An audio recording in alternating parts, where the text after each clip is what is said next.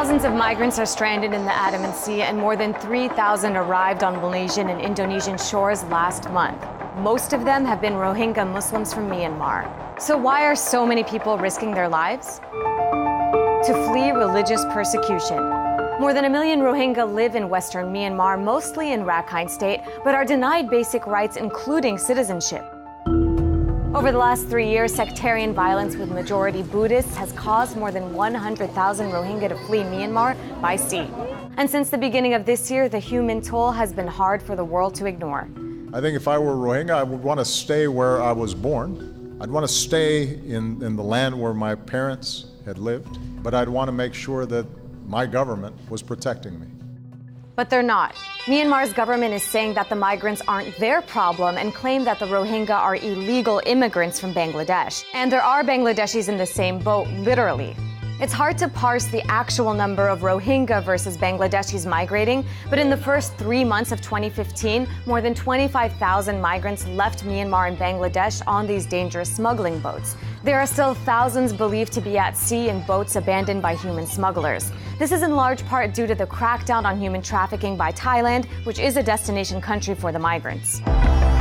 The Thai government began clamping down after mass graves of migrants from Myanmar were discovered along the Thai-Malaysian border. The country also convened an emergency conference at the end of May with 17 countries in attendance, including Myanmar, but no major progress was made. So what are Myanmar's other neighbors doing? At first, Malaysia and Indonesia were rejecting the migrants, but with media scrutiny and international pressure, the two countries are now offering temporary shelter on the condition that the migrants will be resettled elsewhere.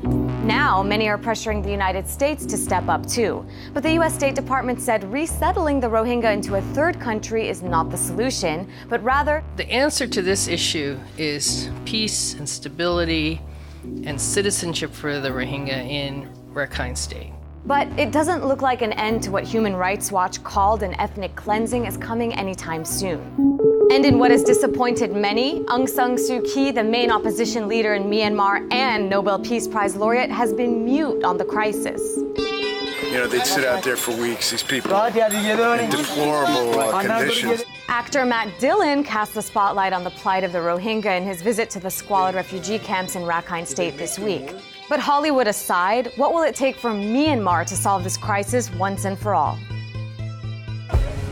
It cannot continue like this. We cannot accept that hundreds of people die when trying to cross the sea to Europe.